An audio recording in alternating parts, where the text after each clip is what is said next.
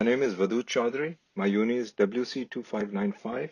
I'm the only member of this group, and my project creates an application using TensorFlow Lite, which is capable of recognizing basic voice utterances in classic Arabic.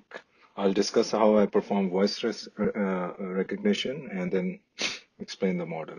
So normally when we think about analyzing audios, the first thing that comes to our mind is the spectrogram, and which represent the frequency of the sound. One can use the spectrogram in different ways depending on the application we want to develop. One popular model is recurrent neural networks that can take the spectrogram from the voice directly and classify its sound into text in real time.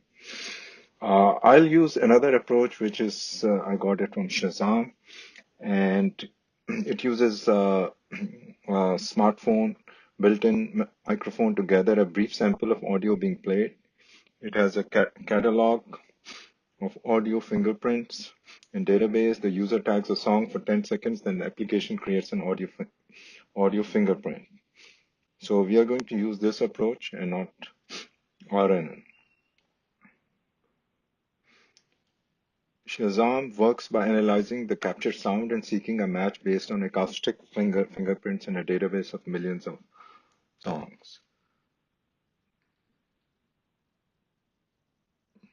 Normally what happens is we use MFCC also. They are typically used for extracting a signature from the spectrogram. You get a audio fingerprint from your spectrogram, and with this fingerprint you would typically train your model.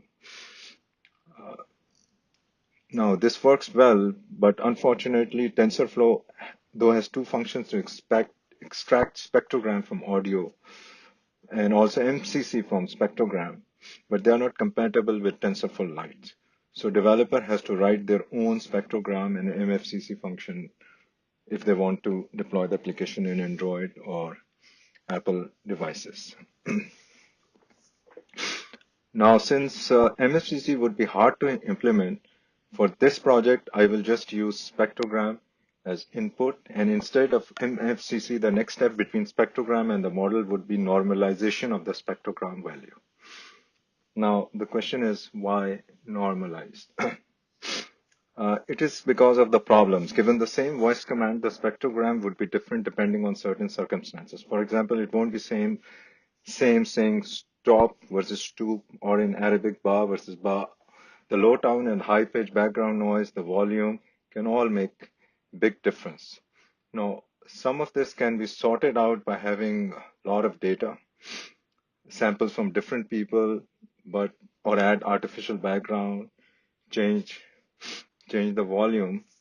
But for this project, I'll not do any of this.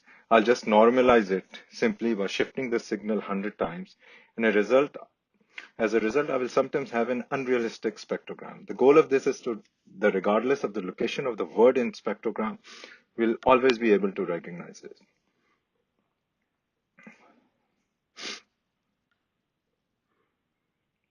Now, data will also normalize and adjust. The normalization will simply enclose the data between ranges of 0 and 1. Since the network is expected to be around 100,000, 10,000 values, we'll have to adjust our spectrogram to fit the network. If spectrogram is bigger than what we need, we will sample 10,000 values equally spaced. On the other hand, if it is less than 10,000, then we will pad both sides with zeros. Now we'll reshape our spectrogram initial input to a two-dimensional matrix of 100 by 100.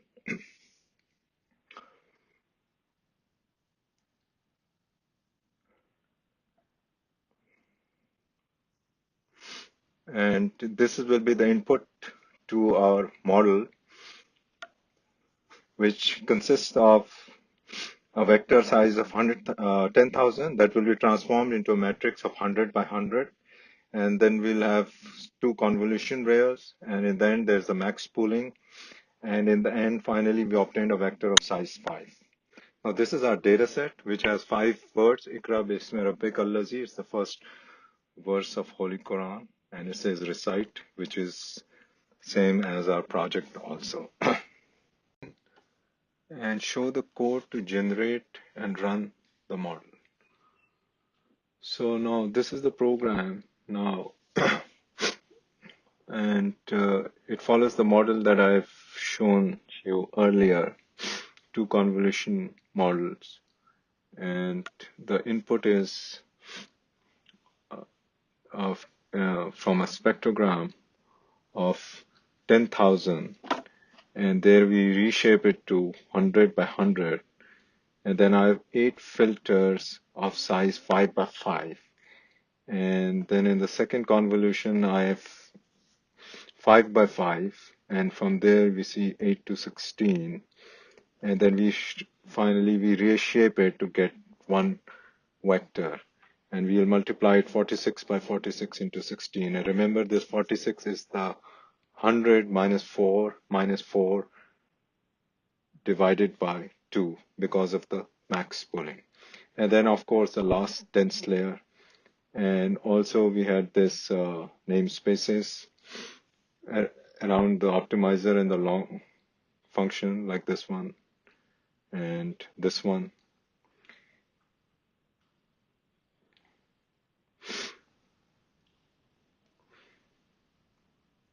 Also, I added a line in the beginning over here to keep track of the audios in the TensorFlow.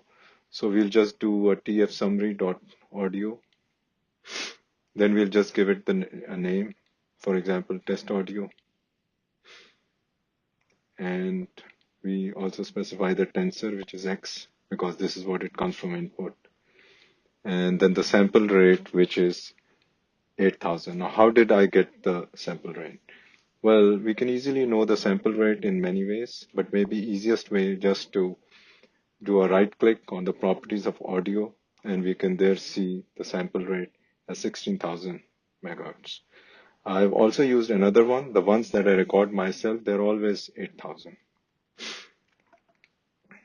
That's why I wrote 8,000. Then I will just use the configuration. Now it will give me good results. Just over here. And now I'm going to use the uniform weight initialize, and I will use a learning rate and a batch size of 2. Then we'll get the data, and then we divide into training and testing sets. And then we merge in all the summaries, and we are only keep tracking of one of them, the ones from the audios we just wrote. And then we have to remember to add this merge variable here when we run the graph. And then we retrieve the summary over here, and then we'll keep writing using the writer that we declared before. The testing part is exactly the same as we did in homeworks for handwriting recognition. And then we can take a look at our audios in TensorFlow, and finally we'll freeze the graphs. Those will be included in the write-up. I will now do a code walkthrough and demo of the actual Android Pro. Now let's take a look at get dataset to understand how the dataset is generated. The code is expecting to read audio file whose names are numbers with the extension of wave. The following these files are sorted so that each group of 5 files belong to one class, and then the following files to another class, and so on. So the first files belong to 0, and then the second one to 1. In order to get the spectrogram, we are just using the function read from SciPy. And you can see here that I just simply import it. And then we normalize the other vector, for which we use the function dq from the package collections. And we will use this function just to shift the spectrogram, as we said before in the beginning. So here we just shifted 100 times. Now let's check the normalized audio, which is over here. And here I check the length of the vector, which is, and if it's shorter than 1000, I'll pad both sides with zeros. Otherwise, over here, I will just take 1000 equally distributed samples. And then finally, the vector is normalized to have values between 0 and 1. Now we'll check the audio in TensorBoard, the audio that we just keep recording and keeping track. And this is what it will look like. We can see we have graphs. Now the audio section is enabled, and this is the same as we seen in the class also. So here, test audio, this is the name, and we again have 10 different samples. I don't know if you can hear it. This one says the first word, and then it's repeating it all the time. Then the second one is the second word, and so it's very simple to actually record and keep track of it. Now here we are taking a look at how to freeze the graph and how to convert it to TensorFlow Lite.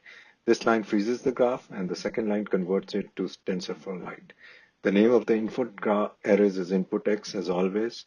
Output array is prediction, and this is 1000 is the input vector, and this is the input X, and this is the output prediction, and that's it. This is the output of the TF-Lite file. Use the model that we developed before in Android.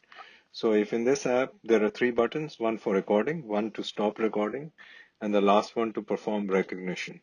In contrast with images where it's easy to find ways to open different formats such as PNG, it seems more difficult to find libraries to extract all the spectrograms regardless of their format. And because of this, I have to take the individual audio files, open them, and read the bytes one by one to extract the spectrogram myself. The codec used by default by Android is AMR, whereas the codec used for the audio files that I have used for training and that I could read using the read function from SciPy are just WAV files. The advantage of WAV file is that they are not so compressed, so I can just read them iteratively and extract the spectrogram by reading waves. So for these, I have to research and comprehend the wave header, which gives me some interesting information, such as the sampling rate and the number of elements the spectrogram is composed of. But as I've said before, Android uses a different codec when recording voice, and these files are compressed and more difficult to extract values. So in this, if you see the first two buttons are just for recording and to stop recording using the microphone. So there's nothing really remarkable in there to say. It's just under the code. So the first one and the second one. Now, now if we go to the third button, we can see that I implemented a function to read the spectrogram. And in here, I would normally use the path of the file I just recorded, but instead I'm using the file I recorded that I mentioned before. I have 5 files, and every time the button recognition is pressed, another file will be read. So, and then if you're over 5, then I'll start again with the first one.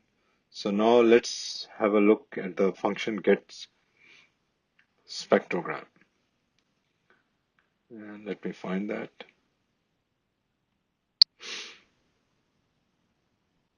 So here in this part, I have to decode byte values myself. So first I figure out how many samples the spectrogram is composed of, and for this I have to read a specific part of the header. That's why I'm combining these 4 bytes to get that value.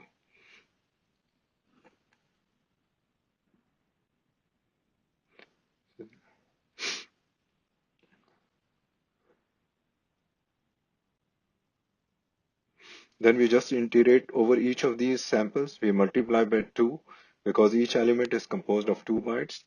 And then we shift to skip the header. And then, well, this way we just get the spectrogram. And we just return it. And after we get the spectrogram, we normalize it.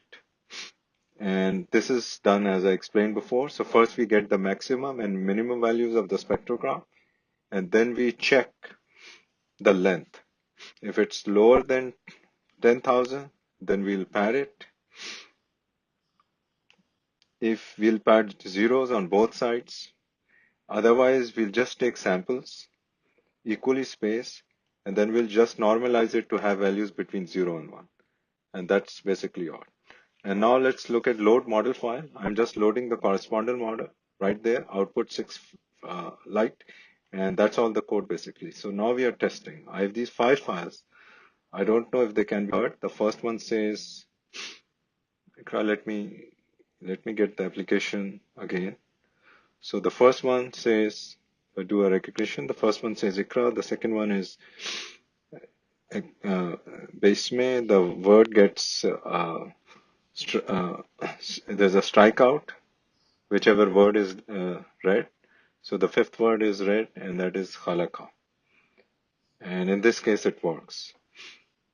But again, it's just a model that we reused. We can probably do better if we have more training data, or if we do a proper augmentation.